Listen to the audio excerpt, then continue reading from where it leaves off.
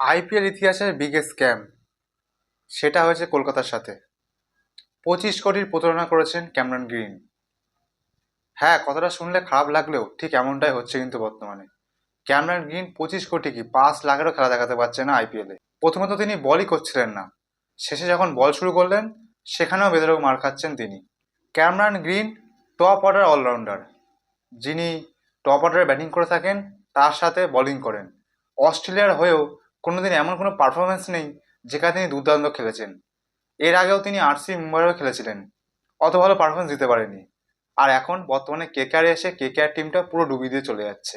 Cameron green, যিনি এই বছর আইপিএলে কেকেআর হয়ে 4-এ ব্যাটিং করতে তাকে দেখা যাচ্ছে, তিনি মোট 5 ম্যাচে 56 রান করেছেন।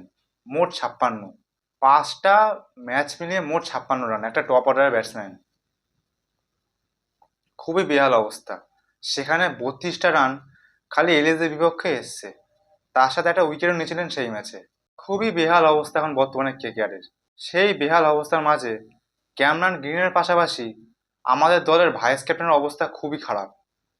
আমরা এর আগে দেখেছি কেকেআরে যারা যারা ভাইস ক্যাপ্টেন হয়েছে তাদের ফর্ম তো ডাউনে এসছে, তার সাথে তারা পরের বছরই তাদের ছেড়ে দেওয়া হয়েছে কেকেআর টিম থেকে।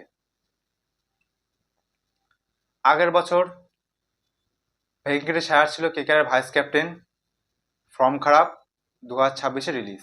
2026 সালে রিঙ্কু সিংয়েরও ফর্ম খারাপ, তার সাথে আবার ভাইস ক্যাপ্টেন। তাহলে কি 2027 সালে রিঙ্কু সিংও ছেড়ে দেবে? আমার তো অনেকটাই তাই মনে হচ্ছে, কারণ কলকাতার যা ম্যানেজমেন্ট, পুরো ভুলভাল ম্যানেজমেন্ট। এই সব দোষ এখন ম্যানেজমেন্টেরই। 2024 সালে যা টিমটা ছিল সব প্লেয়ারকে ছেড়ে দিয়েছে। কত কষ্ট করে একটা টিম তৈরি করেছিল, গৌতম গম্ভীর চলে গেলেন আর পুরো শেষ হয়ে গেল। রিঙ্কু সিংয়েরও যদি আমরা স্ট্যাটস দেখি, এবার 5টা ম্যাচে তিনি 78 রান করেছেন মোট, হাইয়েস্ট রান খালি 35। কি ব্যাটিং করছেন! একটা সময় রিঙ্কু সিং কেকেআরে 5টা ছক্কা মেরেছিলেন এসজির বিপক্ষে। সেই রিঙ্কু সিং আমার বেহাল দশা। রিঙ্কু সিং আমার ভরসা পেতাম, রিঙ্কু সিং আছে, কিন্তু আমার রিঙ্কু সিংটা দেখে কষ্ট লাগছে। রিঙ্কু সিং আসছে যাচ্ছে, এই অবস্থা, খেলতেই পাচ্ছেন না তিনি।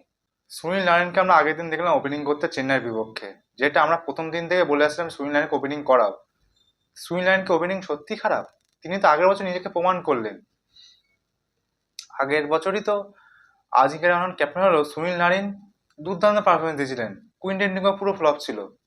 2024 সালে যখন কেকেআর কাপ জিতলো, সেখানে সুনীল নারিন দুর্দান্ত ব্যাটিং করেছিলেন। তা সত্ত্বেও 2026 সাল থেকে সরিয়ে নেওয়া হলো।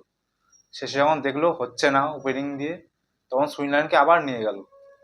কেকেআর এর যা টিম, আমার মতে এই বছর হয়তো কেকেআর একটাও ম্যাচ জিততে পারবে না।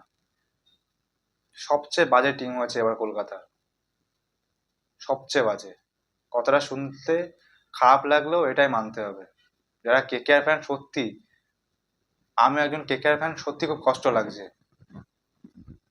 কিন্তু মানতে হচ্ছে এটাই।